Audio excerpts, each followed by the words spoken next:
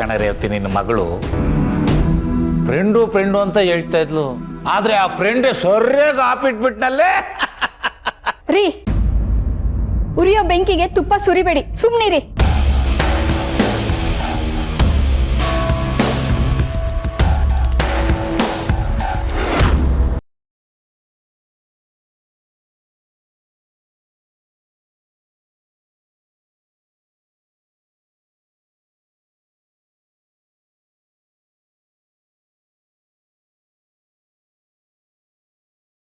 ಏನು ಅನ್ಕೊಳ್ಳಲ್ವೋ ಅಮ್ಮ? ನಾನು ಜೋಕ್ ಮಾಡ್ತಿಲ್ಲ, ನಾನು ನಿಜಾನೇ ಹೇಳ್ತಿದ್ದೀನಿ. ನನಗೆ ಆಸ್ತಿ ಅಧಿಕಾರ ಇದು ಯಾವುದೂ ಬೇಡ. ಸುಶಾಂತ, ಯಾಕೋ ಹೀಗೆಲ್ಲ ಮಾತಾಡ್ತಾ ಇದೆಯಾ? ನಿನ್ನ ಕೈಗೆ ಕಂಪ್ನಿ ಒಪ್ಪಿಸ್ಬೇಕು ಅನ್ನೋದು ನಿಮ್ಮ ತಂದೆ ಕನಸು. ಅಂಕಲ್, ನಂದು ಕನಸಿದೆ, ಅದನ್ನು ಸ್ವಲ್ಪ ಕೇಳಿ ಪ್ಲೀಸ್. ನನಗೆ ಬದುಕು ಅಂದರೆ ಏನು ಅನ್ನೋದು ಮನೆಯಿಂದ ಆಚೆ ಹೋದ್ಮೇಲೆ ಗೊತ್ತಾಗಿದ್ದು. ನನ್ನ ಮನೆಯಿಂದ ಆಚೆ ಇದ್ದಷ್ಟು ದಿನ ನನ್ನ ಲೈಫಲ್ಲಿ ತುಂಬ ದೊಡ್ಡ ಬದಲಾವಣೆ ಆಗಿದೆ. ಮೊದಲು ಮನೆಯಿಂದ ದೂರ ಇರೋಕ್ಕೆ ತುಂಬ ಕಷ್ಟ ಆಗ್ತಿತ್ತು, ಯಾವುದು ಅಡ್ಜಸ್ಟ್ ಆಗ್ತಿರ್ಲಿಲ್ಲ. ಹೇಗೆ ಸಂಪಾದನೆ ಮಾಡಬೇಕು ಅಂತಲೂ ಗೊತ್ತಿರಲಿಲ್ಲ. ಕಂಪ್ಲೀಟ್ ಝೀರೋ ಆಗಿದೆ ನಾನು. ಫುಡ್ ಡೆಲಿವರಿ ಕೆಲ್ಸಕ್ಕೆ ಸೇರಿಕೊಂಡು ಟ್ರಾಫಿಕಲ್ಲಿ ಗಂಟೆ ಕಾದು ಒದ್ದಾಡ್ಕೊಂಡು ಡೆಲಿವರಿ ಮಾಡೋಕ್ಕೆ ಅಂತ ಮನೆ ಹತ್ರ ಹೋದರೆ ಲೇಟಾಗಿ ಬಂದಿದೆ ಅಂತ ಬಾಯಿಗೆ ಬಂದಾಗ ಬೈತಿದ್ರು. ನನಗೂ ಹೊಟ್ಟೆ ಹಸಿತಿತ್ತು, ಕೈಯಲ್ಲಿ ಫುಡ್ಡು ಇರ್ತಿತ್ತು, ಆದರೆ ನನ್ಗಲ್ಲ.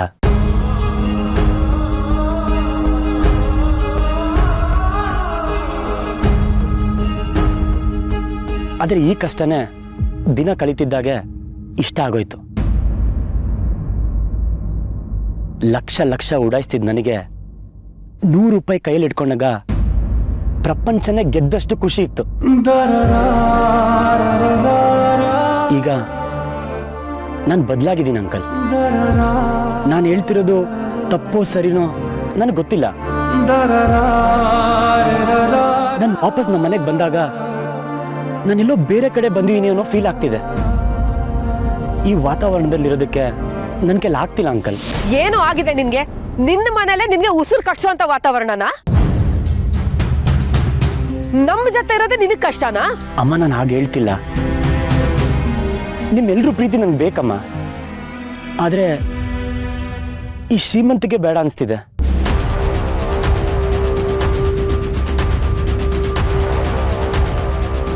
ಅಮ್ಮ, ನನ್ಗೊಂಥರ ಉಸಿರು ಕಟ್ತಿದೆಯಮ್ಮ.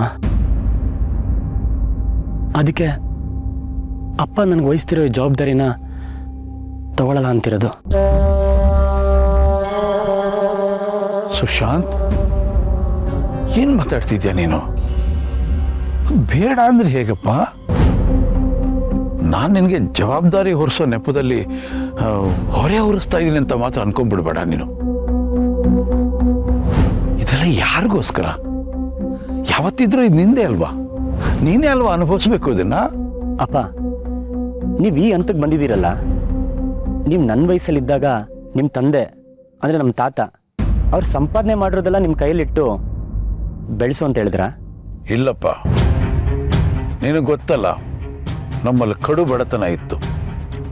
ನಾನು ಕಷ್ಟಪಟ್ಟು ಓದಿ ಸಂಪಾದನೆ ಮಾಡಿ ಗಳಿಸಿದ ಆಸ್ತಿ ಇವೆಲ್ಲ. ಅಂದರೆ ನೀವೇ ದುಡ್ದು ನಿಮ್ಮ ಶ್ರಮದಿಂದ ಇದೆಲ್ಲ ಕಟ್ಟಿದ್ದೀರಲ್ವಾ? ನಾನು ನಿಮ್ಮ ಮಗ, ನನಗೂ ಕನಸಿರತ್ತಲ್ಲಪ್ಪ. ನಾನು ನಿಮ್ಮ ಹಾಗೆ ಶ್ರಮದಿಂದ ಅಂದ್ಕೊಂಡಿರೋದನ್ನ ಸಾಧಿಸ್ಬೇಕು. ಹಗಲು ರಾತ್ರಿ ದುಡಿದು ಒಂದು ಕಂಪ್ನಿ ಕಟ್ಟಿ ಅದನ್ನ ಬೇರೆ ಲೆವೆಲ್ಗೆ ತಗೊಂಡೋಗ್ಬೇಕು. 100 ಜನಕ್ಕೆ ಕೆಲಸ ಕೊಡ್ಬೇಕಪ್ಪ. ಈ ಕನಸನ್ನ ನನಸು ಮಾಡ್ಕೊಳ್ಳೋಕ್ಕೆ ನನಗೊಂದು ಅವಕಾಶ ಕೊಡ್ತೀರಪ್ಪ? ನೀವಾಗಲೇ ಹೇಳಿದ್ರಲ್ಲಪ್ಪ, ಮಗ ಗುರಿ ತಲುಪಿ ವಾಪಸ್ ಬಂದ ಅಂತ. ಯಾರು ಗುರಿ ತಲುಪಿ ವಾಪಸ್ ಬರಲ್ಲಪ್ಪ. ಒಂದು ಗುರಿ ಮುಟ್ಟಿದ ಮೇಲೆ ಇನ್ನೊಂದು ಗುರಿ ಉಟ್ಕೊಳ್ಳುತ್ತೆ ಅಲ್ವಪ್ಪ? ಆ ಗುರಿ ಕಡೆ ಹೆಜ್ಜೆ ಹಾಕೋದೇ ಅಲ್ಲಪ್ಪ ಜೀವನ. ಅಪ್ಪ, ಫಸ್ಟ್ ಟೈಮ್ ನನ್ನ ಜೀವನ ಹಿಂಗೆ ಇರಬೇಕು ಅಂತ ಒಂದು ಕ್ಲಾರಿಟಿ ಸಿಕ್ಕಿದೆ. ಅದನ್ನು ನಾನು ರೂಪಿಸ್ಕೊಳ್ತೀನಪ್ಪ. ಆ ನಂಬಿಕೆ ನನಗಿದೆ. ಅಲ್ಲ, ಅಪ್ಪನೇ ಎಲ್ಲ ಅಧಿಕಾರನೂ ಕೊಡ್ತಿರುವಾಗ ಬೇಡ ಅಂತಿದ್ದಾನಲ್ಲ.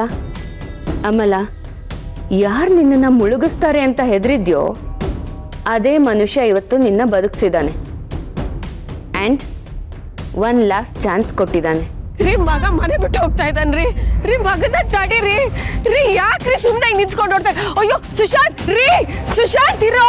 ಸುಶಾಂತ್ ಎಲ್ಗೋ ಹೊರಟಿದ್ಯಾ? ಸುಶಾಂತ್ ನನ್ನ ಮಾತು ಕೇಳು. ಏನು ಆಗಿದೆ ನಿಂಗೆ? ಏನೋ ಮಾಡಕ್ ಹೊರಟಿದ್ಯಾ ನೀನು? ಅಮ್ಮ ದಯವಿಟ್ಟು ನನ್ನ ಕ್ಷಮಿಸು. ನಾನು ಎಲ್ಲಿಗೂ ಹೋಗ್ತಿಲ್ಲ. ನಾನು ಎಲ್ಲೇ ಇದ್ರು ನಿನ್ನ ಮಗ ನಿನ್ನ ನೆನಪಲ್ಲೇ ಇರ್ತಾನೆ. ಅಂದ್ರೆ ಏನೇನು ಮಾತಿನರ್ಥ? ಎಲ್ಲಿ ಹೊರಟಿದ್ಯಾ ಈಗ ನೀನು? ನಾನು ನನ್ನ ಕನಸಿನಿಂದ ಹೋಗ್ತಾ ಇದ್ದೀನಮ್ಮ, ನನಗೆ ಆಶೀರ್ವಾದ ಮಾಡು. ಸುಶಾಂತ್ ಏನಾಗಿದೆ ನಿನಗೆ? ಮಗ ಎಷ್ಟೋ ದಿನ ಆದ್ಮೇಲೆ ಮನೆಗೆ ಬಂದಿದ್ದಾನೆ, ಮನೆ ತುಂಬಿಕೊಂಡಿದೆ ಅಂತ ನಾನು ಖುಷಿ ಪಡ್ತಾ ಇದ್ದೀನಿ ಕಣೋ. ಮತ್ತೆ ನನ್ನನ್ನು ಬಿಟ್ಬಿಟ್ಟು ಹೋಗ್ಬೇಡ ಕಣೋ, ಪ್ಲೀಸ್ ಸುಶಾಂತ್. ಅಮ್ಮ, ನೀನು ಇದರ ದುಃಖ ಪಡ್ಕೊಂಡು ಕಳಿಸ್ಬೇಡ. ಇದೆಲ್ಲ ಒಳ್ಳೇದಲ್ಲ. ನೋಡು, ನಾ ಈ ಮನೆಗೆ ಯಾವಾಗ ಬೇಕಾದ್ರೂ ವಾಪಸ್ ಬರ್ಬೋದು, ಯಾವಾಗ ಬೇಕಾದ್ರೂ ಅಪ್ಪನ ಕಂಪ್ನಿನ ನಡ್ಸ್ಕೊಂಡು ಹೋಗ್ಬೋದು. ಆದರೆ ನನ್ನ ಕನಸನ್ನ ಈಗ ಮಾತ್ರ ನನ್ಸು ಮಾಡ್ಕೊಳಕ್ಕೆ ಸಾಧ್ಯ. ಈಗ ಕಷ್ಟಪಟ್ಟು ದುಡಿದ್ರೆ ಮಾತ್ರ ನಾನು ಅನ್ಕೊಂಡಿದ್ದು ಮಾಡೋಕ್ಕೆ ಸಾಧ್ಯ. ಅಮ್ಮ, ನಿನಗೆ ನಿನ್ನ ಮಗ ಎತ್ತರಕ್ಕೆ ಬೆಳಿಬೇಕು ಅನ್ನೋ ಆಸೆ ಇದೆ ಅಲ್ವಾ? ಹೌದು. ಪ್ಲೀಸ್ ಅಮ್ಮ, ನನ್ನ ನಗ್ನಗ್ತಾ ಕಳಿಸ್ಕೊಡು. ಸುಶಾಂತ್, ಸುಶಾಂತ್, ಏನು ಇದು? ಹುಚ್ಚಿನ ಥರ ಮಾತಾಡ್ತಿದ್ಯಾ? ಈಗಷ್ಟೇ ಮನೆಗೆ ಬಂದಿದ್ಯಾ, ಅಷ್ಟು ಬೇಗ ಬ್ಯಾಗ್ ಇಟ್ಕೊಂಡು ಹೊರಟಿದ್ಯಾ? ಅಕ್ಕ, ನಾನೇನು ದೇಶಾಂತರ ಹೋಗ್ತಿಲ್ಲ, ಇದೇ ಊರಲ್ಲಿ ಇರ್ತೀನಿ, ನಿಮ್ಗೆಲ್ಲ ಸಿಗ್ತಾ ಇರ್ತೀನಿ. ಅಲ್ಲಿ ತನಕ ಅಪ್ಪ ಅಮ್ಮನ ಚೆನ್ನಾಗಿ ನೋಡ್ಕೊ. ಆರಾಧನಾ, ನನ್ನನ್ನು ಕ್ಷಮಿಸ್ಬಿಡೆ. ನೀನು ಪಾರ್ಟಿಗೆ ಹೋಗಲ್ಲ ಅಂದ್ರೂ ನಾನೇ ನಿನ್ನನ್ನು ಒತ್ತಾಯ ಮಾಡಿ ಕಳಿಸ್ದೆ. ನನಗೂ ಗೊತ್ತಿರಲಿಲ್ಲ ಹೀಗೆಲ್ಲ ಆಗತ್ತೆ ಅಂತ. ಅಮ್ಮ, ಈ ವಿಷಯನ ಇಲ್ಲಿಗೆ ಬಿಟ್ಬಿಡು. ಎಲ್ಲ ಮುಗೀತು. ಇನ್ಮುಂದೆ ನನ್ನ ಎದುರು ರಾಜ್ ಅನ್ನೋ ಹೆಸರನ್ನ ಎತ್ತಬೇಡ. ನನಗೆ ತುಂಬಾ ಹತ್ತಿರದವರು ನನ್ನ ಜೊತೆ ಇರೋ ಸ್ನೇಹನ ಕೊನೆ ತನಕ ಉಳಿಸ್ಕೋತಾರೆ ಅನ್ನೋ ದೊಡ್ಡ ಭ್ರಮೇಲಿದ್ದೆ. ಆದ್ರೆ ಅವರು ನನಗೆ ಸತ್ಯನ ಅರ್ಥ ಮಾಡಿಸಿದ್ರು. ನನ್ನ ಅವ್ರ ಮಧ್ಯೆ ಇರೋ ಗೋಡೆನ ತೋರಿಸ್ಕೊಟ್ರು. ಇದೆಲ್ಲ ಗೊತ್ತಾದ್ಮೇಲೂ ಇದನ್ನ ಮುಂದುವರ್ಸೋದ್ರಲ್ಲಿ ಅರ್ಥ ಇಲ್ಲ.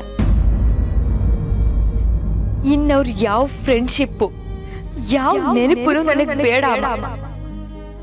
ನನ್ನ ಜೀವನದಲ್ಲಿ ರಾಜ್ ಅನ್ನೋ ಪಾತ್ರ ಮುಗ್ದೋಯ್ತಮ್ಮ. ಮುನಿಯಮ್ಮ,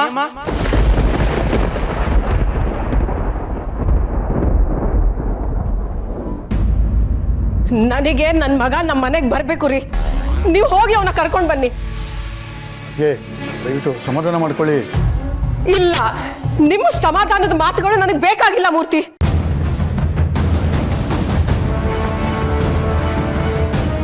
ಅಲ್ಲ ರೀ, ಸುಶಾಂತ್ ಮನೆ ಬಿಟ್ಟು ಹೋಗ್ತಾ ಇದ್ದಾಗ ನೀವ್ ಯಾಕ್ರಿ ಅವನ್ನ ತಡಿಲಿಲ್ಲ? ಮಾತಾಡ್ರಿ. ಯಾಕೆ ನಿಮಗೂ ಮಗ ಮನೇಲಿರೋದು ಇಷ್ಟ ಇಲ್ವಾ? ಹೋಗ್ಲಿ ಅಂತಾನೆ ಅನ್ಕೊಂಡ್ರಾ? ಏನ್ ಮಾತಾಡ್ತಿದ್ಯಾ ಸಾವಿತ್ರಿ ನೀನು? ಅವ್ನು ನಿನಗೆ ಮಾತ್ರ ಮಗನ, ನನಗೆ ಮಗ ಅಲ್ವಾ? ನೋವು ನಿನಗೆ ಮಾತ್ರ ಇದೆಯಾ, ನನಗಿಲ್ವಾ? ನೀನು ಪಡ್ಕೋತಾ ಇದೆಯಾ, ನಾನು ತಡ್ಕೋತಾ ಇದ್ದೀನಿ ಅಷ್ಟೇ.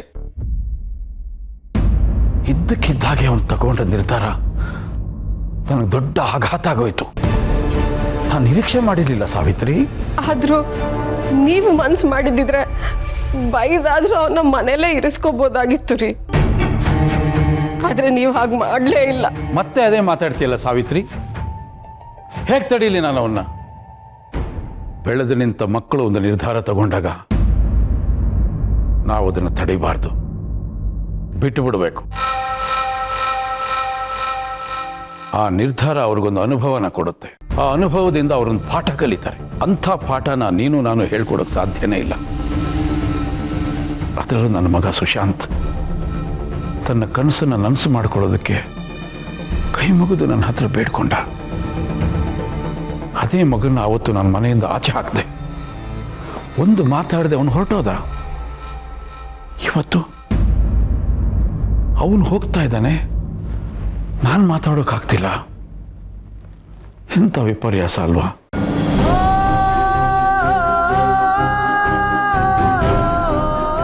ಅಲ್ಲ ಮಾವ, ಅದೆಲ್ಲ ಏನೇ ಇದ್ರು ಸುಶಾಂತ್ ಪಾರ್ಟಿ ಮಧ್ಯದಲ್ಲಿ ಯಾಕೆ ಹೋದ? ಹೀಗೆ ಇದ್ದಕ್ಕಿದ್ದಂಗೆ ಹೋಗೋದು ತಪ್ಪಲ್ವಾ? ಅದು ಏನೇ ಇದ್ರೂ ನಾವೆಲ್ಲ ಕುತ್ಕೊಂಡು ಆಮೇಲೆ ಮಾತಾಡ್ಬೋದಿತ್ತು. ಮನೆಯಿಂದ ಆಚೆ ಹೋಗಿನೇ ಕನ್ಸನ್ನೆಲ್ಲ ನನ್ಸ್ ಮಾಡ್ಕೋಬೇಕಾ? ಇದ್ದೇ ನನ್ನ ಪ್ರಶ್ನೆ. ಅವನೇನೋ ಯಾವ್ದೋ ಉತ್ಸಾಹದಲ್ಲಿ ನಾ ಮನೆಯಿಂದ ದೂರ ಹೋಗಿ ಏನೋ ಸಾಧಿಸ್ತೀನಿ ಅಂತ ಹೇಳ್ಬಿಟ್ರೆ ನೀವೆಲ್ಲ ಯಾಕೆ ಸುಮ್ಮನಿದ್ರಿ?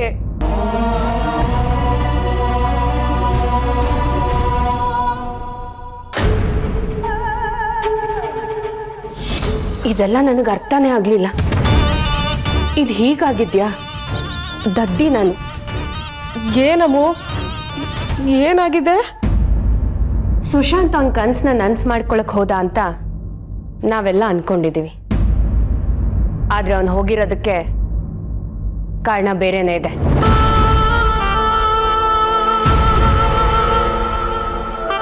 ಏನ್ ಮಗಳೇ ನೀನು ಹೇಳ್ತಾ ಇರೋದು? ಏನ್ ಕಾರಣ? ಅವನವನ ಫ್ರೆಂಡ್ ಆರಾಧನಾ ಮಾತು ಕೇಳ್ಕೊಂಡು ಮನೆ ಬಿಟ್ಟು ಹೋಗಿದ್ದಾನೆ.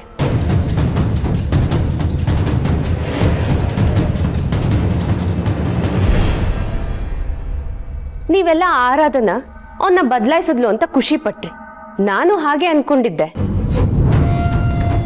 ಆದ್ರೆ ಇವತ್ತು ಸುಶಾಂತ್ ತಗೊಂಡಿರೋ ಈ ನಿರ್ಧಾರದಿಂದ ಅವಳೇ ಇರೋದು.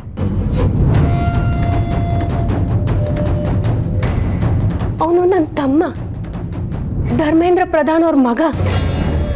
ಅವನು ಹೋಗಿ ಯಾವುದೋ ಹುಡುಗಿ ಹಿಂದೆ ಬಿದ್ದು ಹಾಳಾಗೋಗ್ತಿದ್ದಾನಲ್ಲ. ಅಮಲ